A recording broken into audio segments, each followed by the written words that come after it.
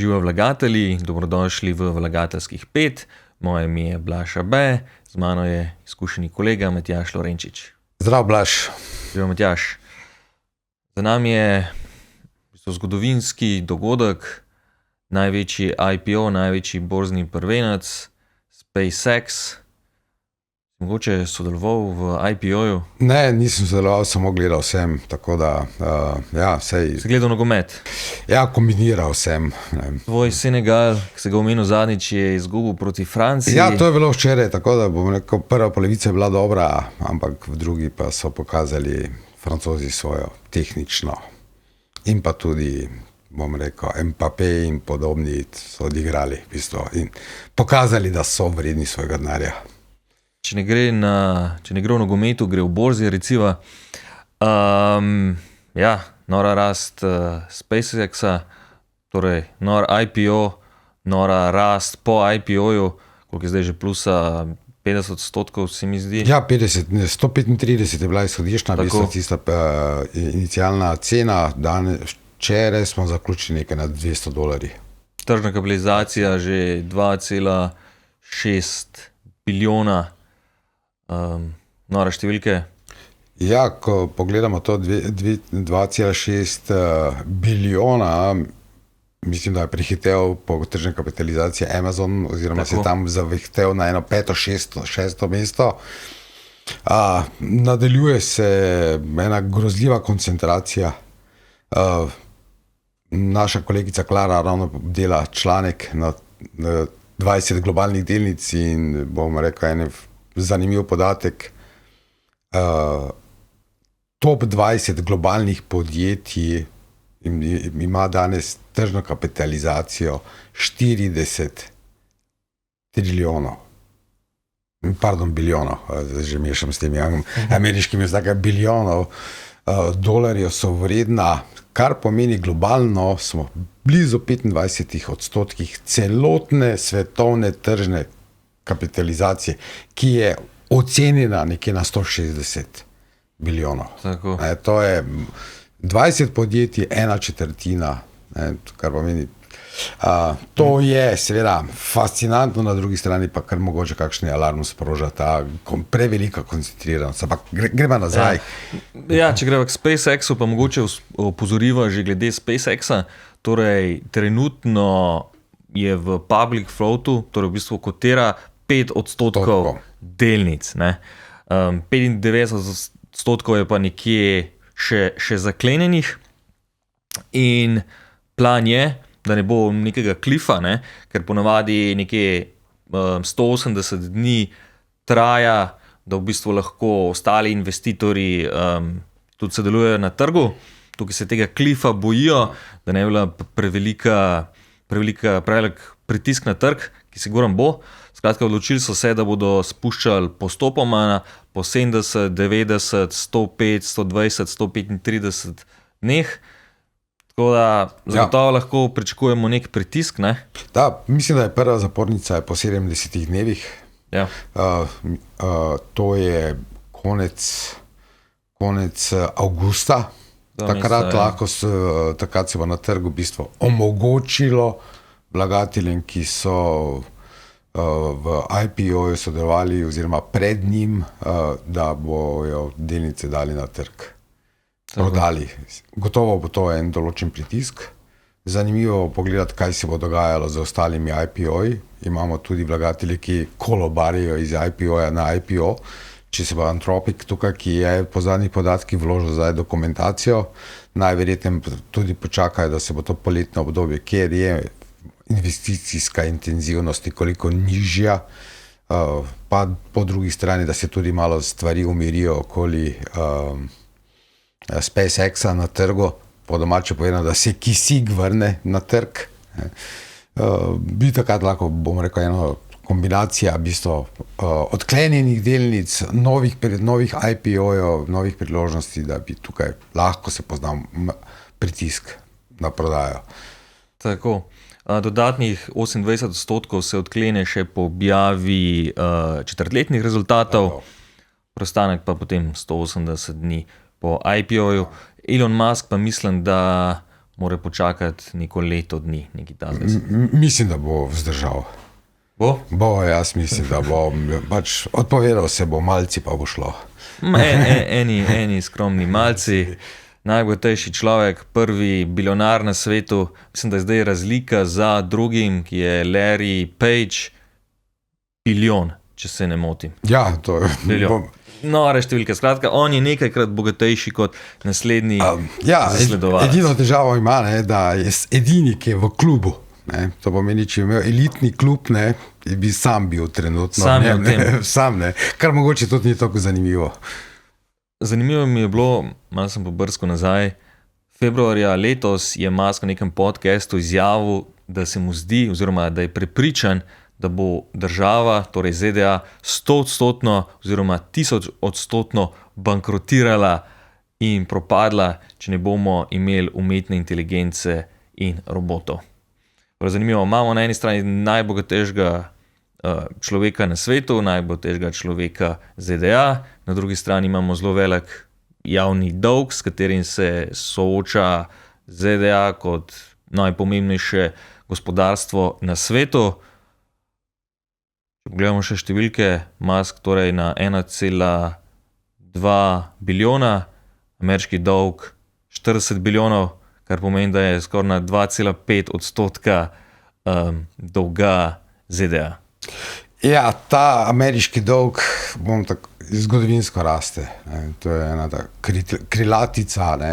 Je kdaj bila poplačana ameriška obveznica? Nikoli, ker so bile vedno izdane nove in nove. Ta efekt snežne kepe se nadaljuje. Kar je gotovo, da je dominantnost gospodarstva na globalni ravni, podjetja povečujejo dobičke, tako da da bom rekel, napovedi o nekem propadu niso v bližnji prihodnosti, niso. Mislim, je majhna verjetnost, da se karkoli zgodi in da gre narobe. Zdaj za 250 let oziroma pa to, kaj je govoril. Ja, to je druga raziskava, ampak ne, a tebe nič ne skrbi, ne? Zdaj, če tako pogledamo zgodovino nazaj, ko govorimo o donosnosti borznih trgov, delnic, vedno gledamo nekih 100, mogoče 150 let nazaj, če pogledamo človeško zgodovino, še pred to stabilnostjo, ki jo zdaj imamo, mogoče po drugi svetovni vojni, so bile vojne precej bolj pogoste, neka ogromna nihanja, ki jih pa zdaj v zadnjem obdobju ni bilo. In ja, kot si omenil to raziskavo Reutersa oziroma Ipsosa, spraševali so Američane, če bodo ZDA čez 250 let obstajale kot država, 62% jih meni tako, večji delež med republikanci, nižji med demokrati, ampak ja, ne, a tebe... Bom tako rekel, za 250 let naprej me ravno najbolj ne skrbi, da sem odkrit. Ampak če pogledamo zgodovino človeštva, ja, imamo vzpone in padce civilizacij, gospodarstev. Kitajsko cesarstvo je propadlo, danes vidimo neki vzpon novega cesarstva. Tako da Evropa, bom rekel, tukaj sem mogoče bolj skeptičen do Evrope kot pa do Amerike. Tukaj imamo precej slabše karte v rokah. To je res zdaj v bistvu to zelo makro pogled. Pogled, filozofski. Tako da... Filozofski, ampak mislim, da na trenutke se bo vsem dobro spomniti pa zavedati tudi tveganja, da nismo zdaj samo na ciklih nekih kratkoročnih, nekih posameznih sektorov ali pa podjetij, ampak da imajo tudi civilizacije, države cikl. Ja, res je. In zdaj imamo najbogatejšega človeka, ki tudi svari pred nevarnostjo tega. Še druga raziskava, ki se mi zdela zanimiva, oziroma to je mesečno poročilo Bank of America, oni so pa vlagatelje, oziroma mislim, da tukaj sprašujejo prav upravitelje skladov po svetu, kako vidijo trenutno trg, in 56%, torej večina jih vidi, da je na trgu nek boom, ne pa še euforija. kot stanje na trgu pa je kot euforijo opisal 21%, 9% jih vidi kot obdobje profit takinga, torej unovčevanja dobičkov, panike pa v bistvu neke ne zaznavajo. Ja, bi kar... Moj pogled je naslednji, če se dotaknemo tehnološkega sektorja, v bistvu smo nekje v prvi polovici drugega vala. Prvi val je bil dejansko povezan z, če ga rečemo, je obdobje Nvidije.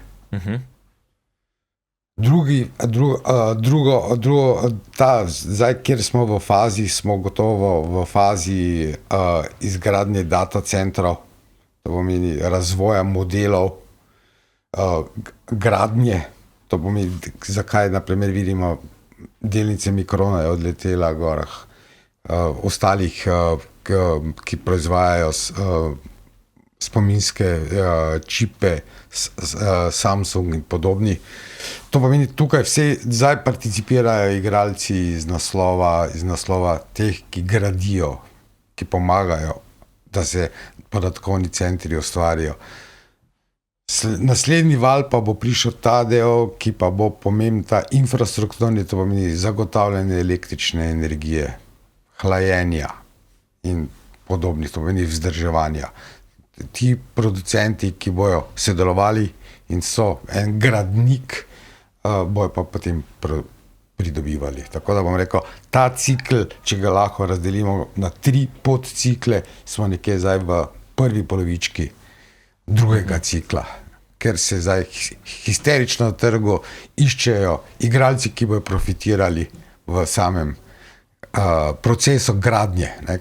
In pa na drugi strani istočasno bojazen, kako bojo ti, ki financirajo, to monetizirali. Ne. Ali bo Microsoft iz teh svojih podatkovnih centrov dobil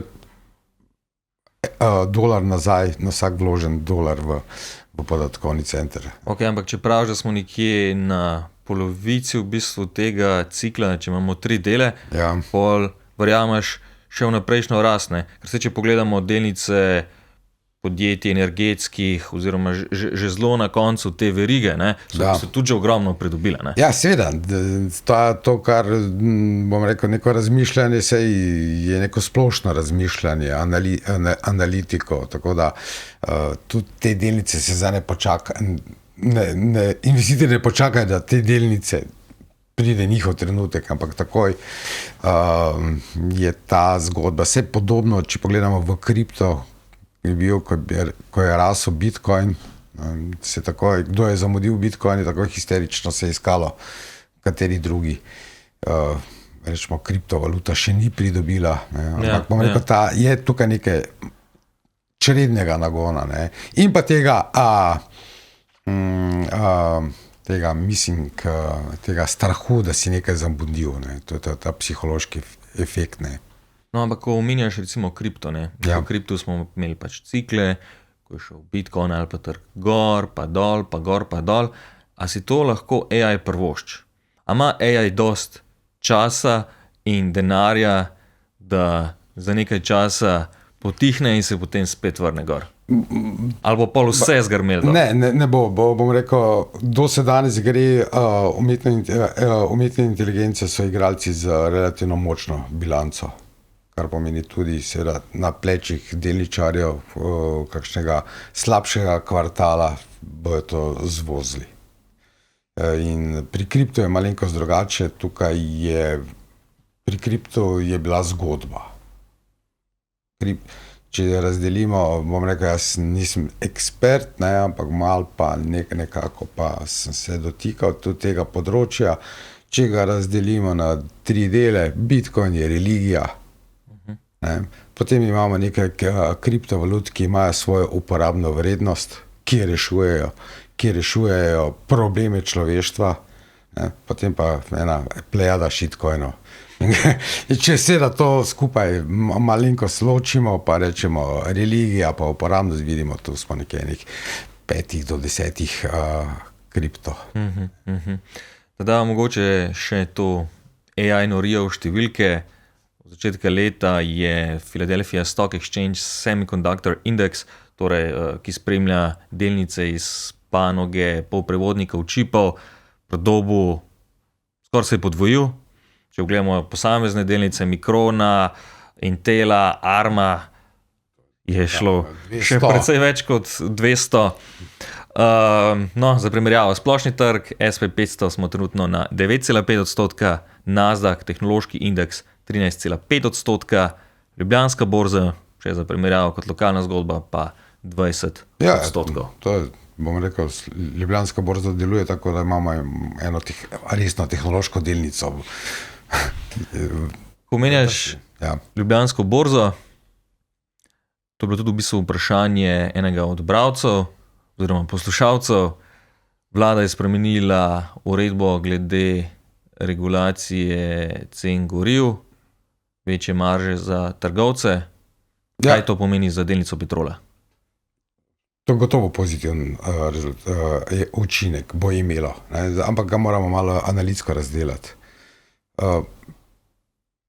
Petrol proda približno 4 milijone ton naftnih derivatov. Uredba velja samo na goriva, ki se prodajajo izven avtocest. To pomeni, tam je bil že trg sproščen.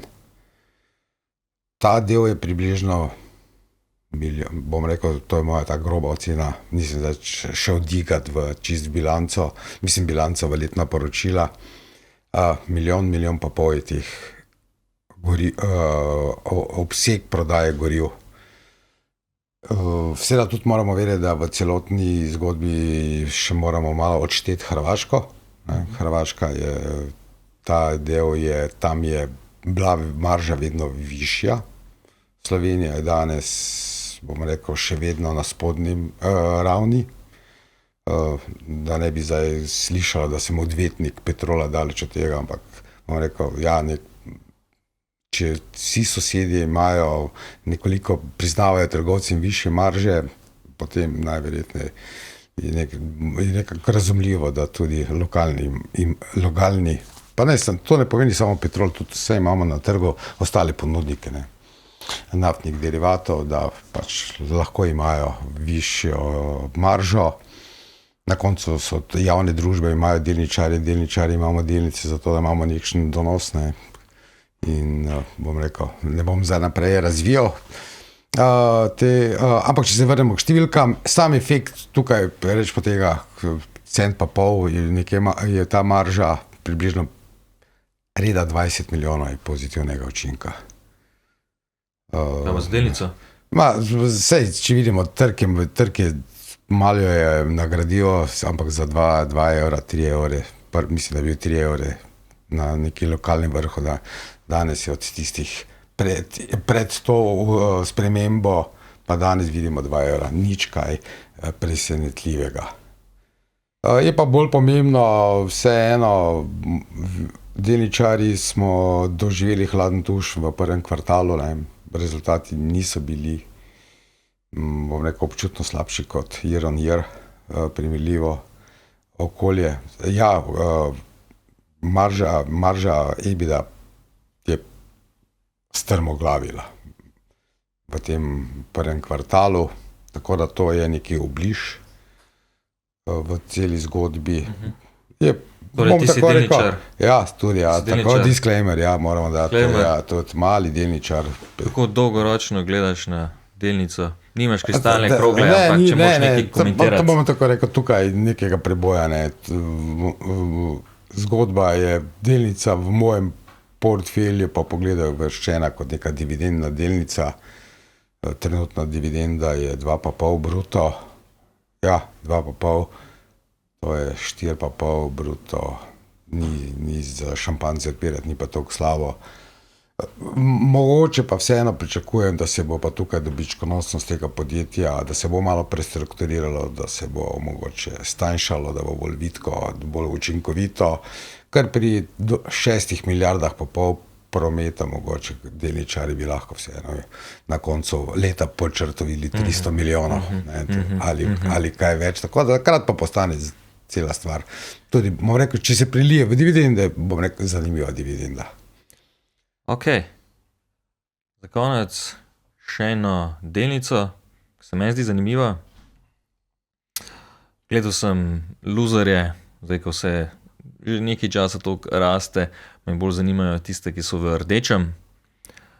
Intuit, to je fintech, oziroma mogoče boljše rečeno software podjetje, najbolj znano po davčnem programu TurboTax, ki skratka pomaga avtomatizirano oddati davčne napovedi, imajo tudi druge produkte, druge platforme za računovodstvo, nekateri mogoče poznajo tudi, v lasti imajo Mailchimp, ki je za digitalni marketing, za pošiljanje mailov.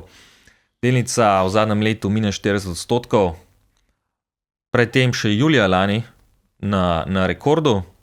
Torej na nek način me v bistvu spominja na usodo Duolinga, skratka najprej veliko navdušenje zaradi AI-ja, vlagatelji so bili prepričani, da bo AI v bistvu še lahko okrepil to delnico, potem pa na drugi strani zavladal strah, a sploh še rabimo taka orodja, če v bistvu itak že lahko AI v veliki meri to nadomesti.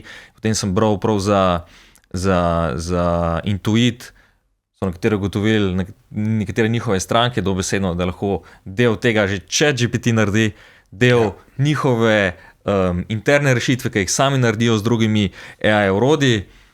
Pa je pa vprašanje, a ima ta delnica še dost mota, ima dost konkurenčne prednosti, da dolgoročno zdrži v tej AI noriji. Ker pa po drugi strani, rezultati pa sploh niso toliko slabi, prihodki so še rastli, tudi TurboTax je rasel kot njihov glavni produkt.